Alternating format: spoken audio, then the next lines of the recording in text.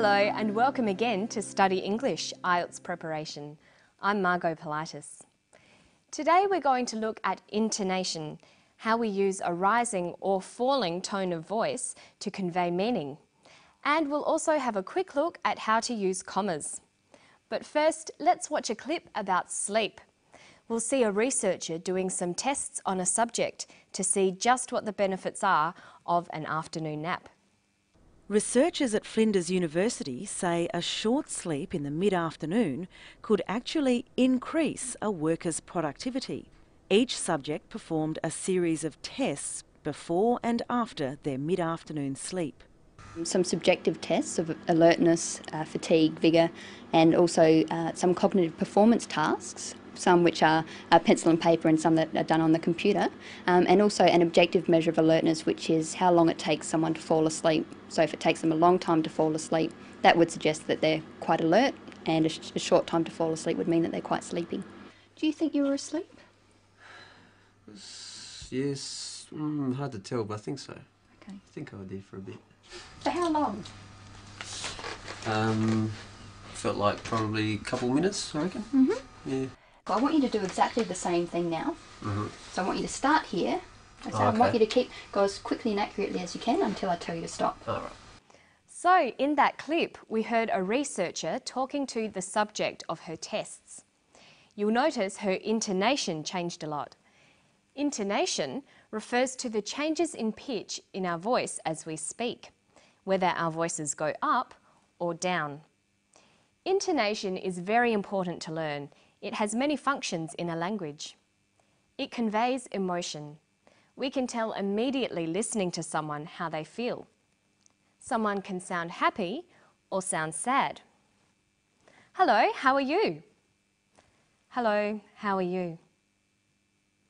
Intonation also conveys meaning. It lets the listener know whether something is a question or a statement, or it can indicate different levels of certainty or uncertainty. Hello, are you well? Hello, are you well? Learning intonation is especially helpful for learning to ask questions and indicating what sort of answer we expect. Watch part of the clip again and listen closely to the intonation as the doctor talks to her subject. Do you think you were asleep?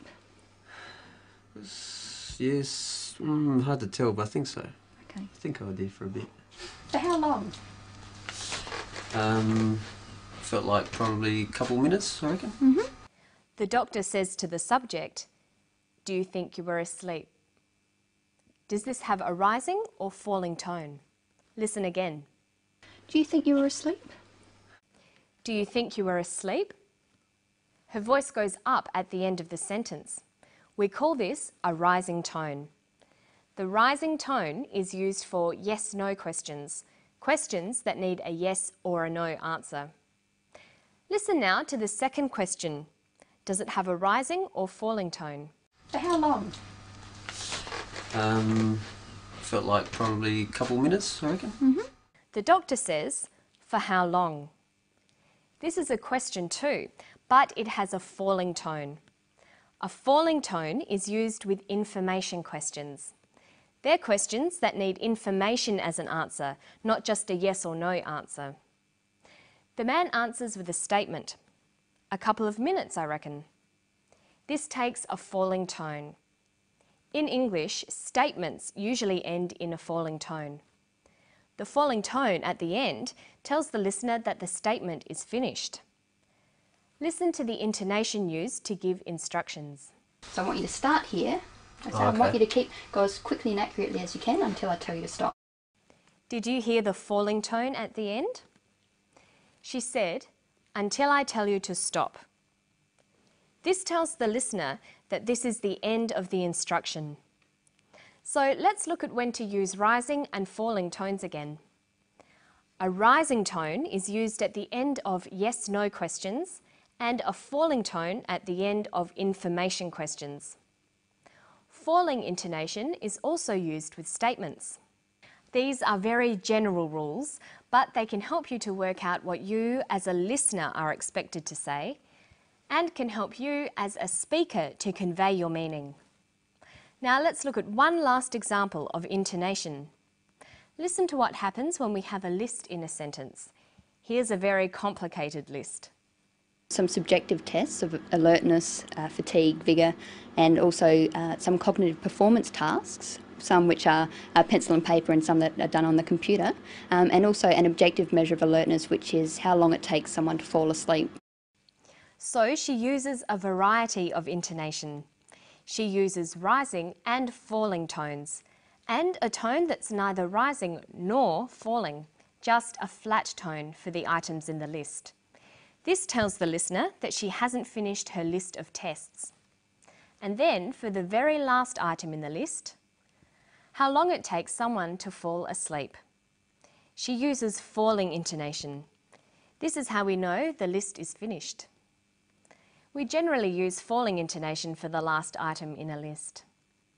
So you can see there are some rules for intonation, but of course it varies according to the situation and our attitudes to the topic.